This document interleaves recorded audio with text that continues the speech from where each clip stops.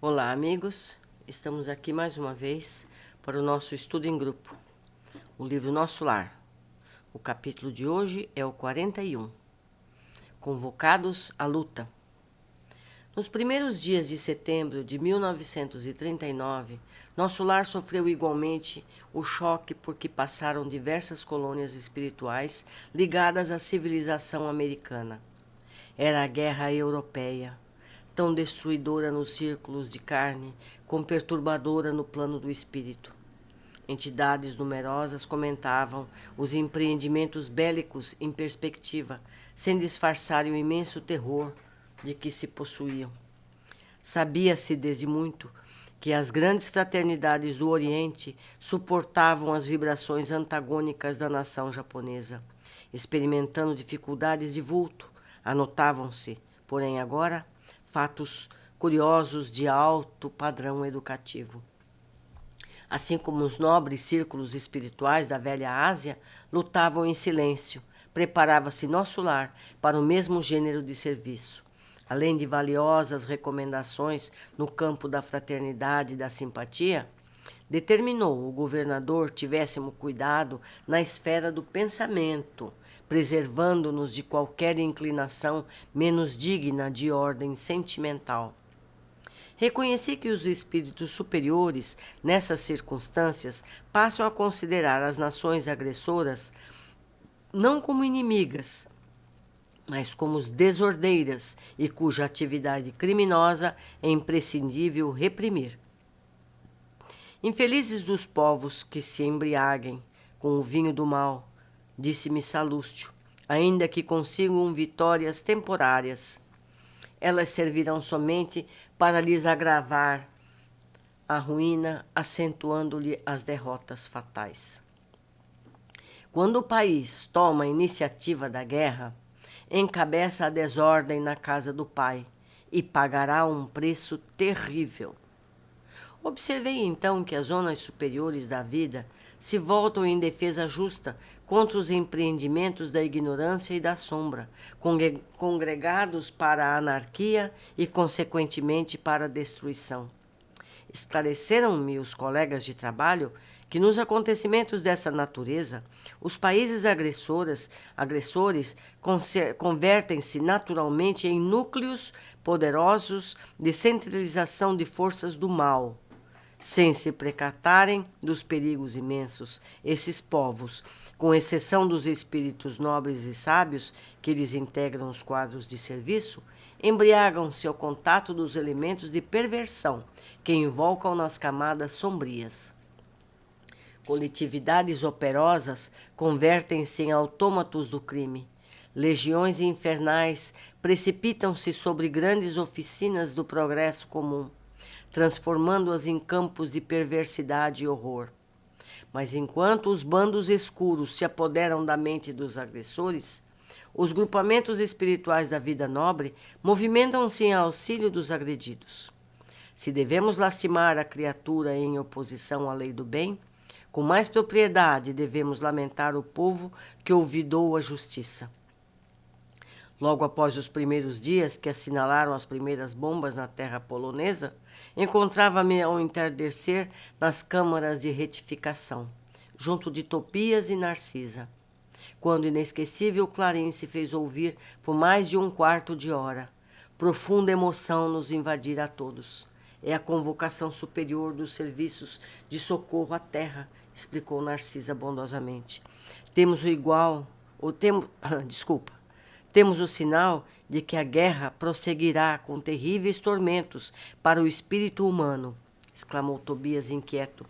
Embora à distância, toda a vida psíquica americana teve na Europa a sua origem. Teremos grande trabalho em preservar o novo mundo. A clarinada fazia-se ouvir com modulações estranhas e imponentes. Notei que o profundo silêncio caiu sobre todo o ministério da regeneração. Atento à minha atitude, de angustiosa expectativa, Tobias informou. Quando soa o clarim de alerta, em nome do Senhor, precisamos fazer calar os ruídos de baixo, para que o apelo se grave em nossos corações. Quando o misterioso instrumento desferiu a última nota, fomos ao grande parque, a fim de observar o céu. Profundamente comovido, vi inúmeros pontos luminosos, parecendo pequenos focos resplandecentes e longínquos, a librarem-se no firmamento.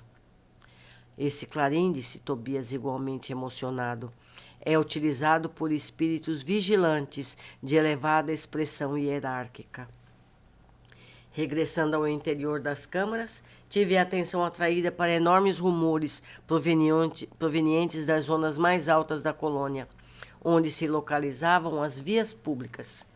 Tobias confiou a Narcisa certas atividades de importância junto aos enfermos e convidou-me a sair para observar o movimento popular. Chegado aos pavimentos superiores, de onde nos poderíamos caminhar à praça da governadoria, notamos imenso movimento em todos os setores. Identificando-me o espanto natural, o companheiro explicou. Esses grupos enormes dirigem-se ao Ministério da Comunicação, à procura de notícias. O clarim que acaba de soar só vem até nós em circunstâncias muito graves. Todos sabemos que se trata da guerra, mas é possível que a comunicação nos forneça algum detalhe essencial. Observe os transeuntes. Ao nosso lado, vinham 2 senhores e 4 senhoras em conversação animada. Imagine, dizia uma, o que será de nós no auxílio? Há muitos meses consecutivos, o movimento de súplicas tem sido extraordinário. Experimentamos justa dificuldade para atender a todos os deveres. E nós, com a regeneração, objetivava o cavalheiro mais idoso, os serviços prosseguem consideravelmente aumentados. No meu setor, a vigilância contra as vibrações umbralinas reclama esforços incessantes. Estou avaliando o que virá sobre nós. Tobias segurou-me o braço de leve e exclamou: adiantemo-nos um pouco. Ouçamos o que dizem outros grupos. Aproximando-nos de 2 homens, ouvi um deles perguntando: será crível que a calamidade nos atinja a todos?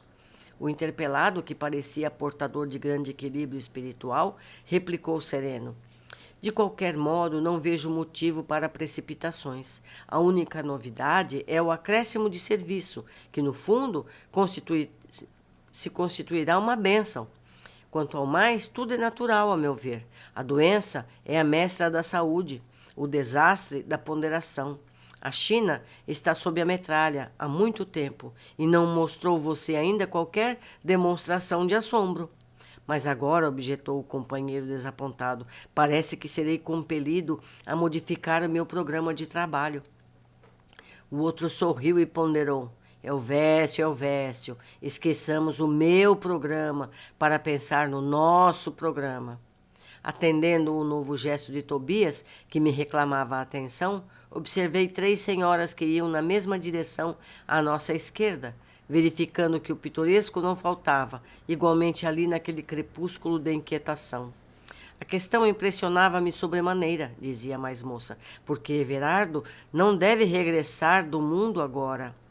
Mas a guerra, disse uma das companheiras, ao que parece, não alcançará a península. Portugal está muito longe do teatro dos acontecimentos. Entretanto, indagou a outra componente do trio, por que semelhante preocupação? Se Everardo viesse, que aconteceria? Receio, esclareceu a mais jovem, que ele me procure na qualidade de esposa. Não o poderia suportar, é muito ignorante e de modo algum me submeteria a novas crueldades. Tola que és, comentou a companheira. Ouvidaste que Everardo será barrado pelo umbral ou coisa pior? Tobias, sorrindo, informou. Ela teme a libertação de um marido imprudente e perverso. Decorridos longos minutos em que se observávamos a multidão espiritual, atingimos o Ministério da Comunicação, detendo-nos ante enormes edifícios consagrados ao trabalho informativo. Milhares de entidades acotovelavam-se aflitivamente. Todos queriam informações e esclarecimentos. Impossível, porém, um acordo geral. Extremamente surpreendido com o vozerio enorme, vi que alguém subia a uma sacada de grande altura, reclamando a atenção popular. Era um velho de aspecto imponente anunciando que dentro de 10 minutos far-se-ia ouvir um apelo do governador. É o ministro Esperidião, informou Tobias, atendendo a minha curiosidade. Serenado o barulho, daí a momentos ouviu-se a voz do próprio governador, através de numerosos alto-falantes. Irmãos de nosso lar, não vos entregueis a distúrbios do pensamento ou da palavra. A aflição não constrói, a ansiedade não edifica. Saibamos ser dignos do clarim do Senhor, atendendo-lhe à vontade divina no trabalho silencioso em nossos postos. Aquela voz clara e veemente de quem falava com autoridade e amor operou singular efeito na multidão. No curto espaço de 1 hora, toda a colônia regressava à serenidade habitual. Que coisa, hein, meus irmãos? Que coisa incrível. Esse capítulo tem muita coisa interessante. Vamos às observações. Mais uma vez, não é recomendada a vigilância em nossos pensamentos, agora sugerindo maior equilíbrio astral em tempos de guerra. Nossos pensamentos, comentários, atitudes contribuem para a aula planetária, melhorando ou piorando as energias em todo o planeta. Essa vibração atinge a todas as pessoas, levando mais intensidade a situações que de outra forma seriam mais brandas. Responsabilidades são exigidas de países que provocam situações bélicas, que levam comunidades a situações dramáticas, gerando dívidas que devem ser saldadas em tempo futuro. Não há ação sem reação, não é mesmo? Terceiro, os clarins nos fazem lembrar as imagens sacras, onde aparecem anjos tocando clarins ou trombetas. Percebemos que temos anjos que guardam a humanidade e convocam ajuda quando estamos em riscos importantes. As pessoas que trabalham nos departamentos de apoio aos encarnados e aos recém-desencarnados falam do crescimento das tarefas, levando em conta as preces, pedindo socorro por conta dos dramas que desde antes dos primeiros combates já se faziam ouvir. E nas regiões umbralinas, os ânimos também se agravam por conta das vibrações negativas intensificadas na Terra. Vimos aqui que nosso lar recebe espíritos de outros locais do planeta, não só do Brasil. Abraços, continuem conosco na próxima lição. Até mais.